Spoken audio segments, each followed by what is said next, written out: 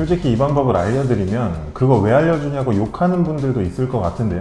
모르고 있다가 손해보는 분들이 많은 것 같아서 눈 딱 감고 공개하도록 하겠습니다. 이번 영상에서 응시 자격을 쉽고 간단하지만 확실하게 확인하는 방법부터 알려드릴 거고요. 전문대 졸업, 고등학교 졸업, 4년제 대학교 졸업 이런 식으로 최종 학력에 따라서 어떻게 하는 게 가장 좋은지 따로 정리하고 타임라인도 걸어 놓을 거니까요. 나의 상황에 맞춰서 필요한 내용 골라서 얻어가시길 바랍니다. 혹시 이 영상 덕분에 시험을 볼 수 있게 된 분들은 좋아요만 시원하게 눌러주세요.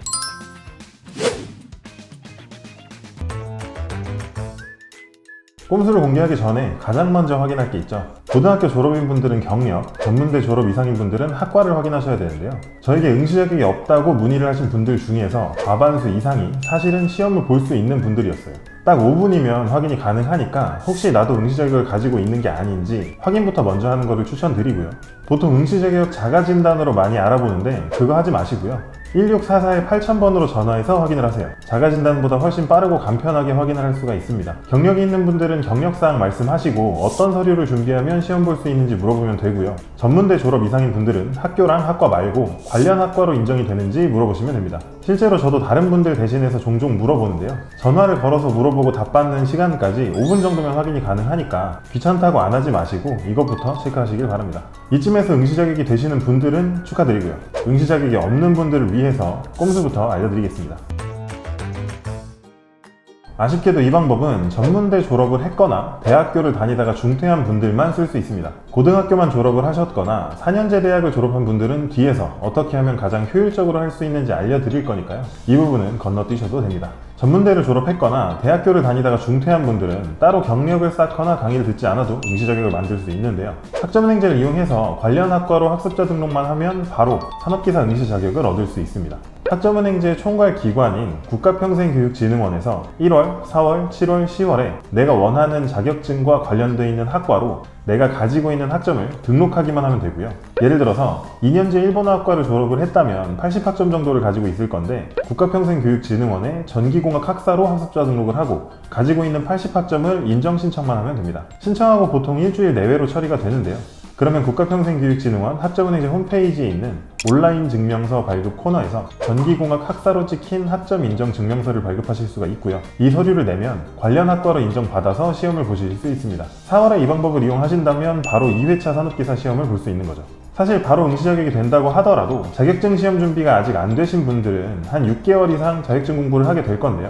이 기간을 활용해서 추가로 학점을 채우고 바로 기사 자격증 취득을 하는 분들도 있거든요. 만약에 당장 응시 자격을 갖춰도 시험 준비가 되지 않은 분들은 바로 기사를 준비하는 것도 추천드립니다. 나는 산업기사를 해야 할지 기사를 해야 할지 가늠이 잘 되지 않는다면 고정 댓글에 참고해서 질문을 주시면 도와드리도록 하겠고요. 이어서 고등학교 졸업인 분들이나 4년제 대학을 졸업한 분들은 어떻게 하는 게 가장 효율적인지 알려드리겠습니다. 고등학교까지만 졸업한 분들은 학점은행제로 41학점 조건을 만들어서 산업기사를 취득하는 게 가장 효율적입니다. 대부분 고등학교를 졸업하고 산업기사를 준비하는 분들은 기능사를 먼저 취득하고 그 이후에 경력을 채워서 산업기사를 보려고 생각을 많이 하시는데요. 실질적으로 기능사만 취득해서 경력을 채울 수 있는 여건이 되는 분들이 많지 않은 것이 현실이고요. 보통 기능사를 취득하는데 6개월 정도 걸린다고 하는데 산업기사도 6개월 정도 준비해서 취득이 가능합니다.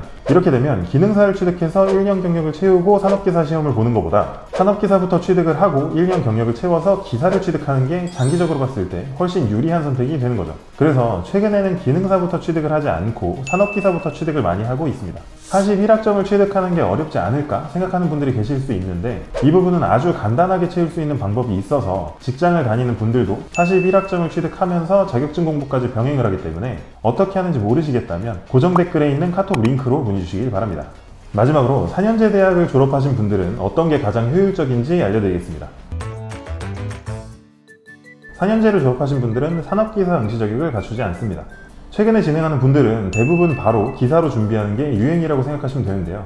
전문대를 졸업했거나 고등학교를 졸업한 분들은 기사 응시를 위해서 106학점이나 취득을 해야 하지만 4년제 대학을 졸업하신 분들은 48학점만 취득을 하면 되는데요.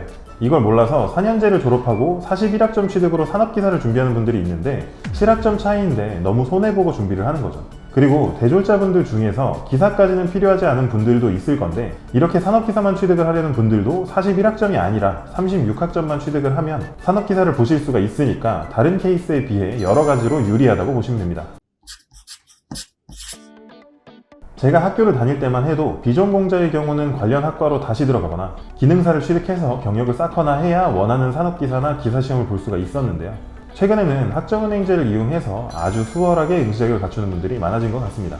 하지만 학점을 취득하려고 해도 시험이나 과제 같은 것들을 해야 해서 혹시 꽈락돼서 학점 인정 못 받으면 어떻게 하나, 자격증 공부도 하려면 너무 어려운 거 아닌가 걱정하는 분들도 있을 건데요. 최근에는 이런 직장인이나 학점은행제 학습자분들을 위해서 출석률을 기준으로 이수 조건을 완화한 교육원들이 있거든요. 혹시 진행 계획이 있는 분들은 고정 댓글에 있는 상담 링크로 문의를 주세요. 쉽게 할 수 있는 교육원이 어디인지 알려드리겠습니다. 오늘 준비한 내용은 여기까지입니다. 시청해주셔서 감사합니다. 더 궁금하신 점이 있거나 영상에 나온 선생님과 상담을 원하시면 PC는 제목 아래에 있는 더보기란을 클릭, 상단에 있는 상담 링크를 클릭하셔서 문의를 남겨주시면 됩니다.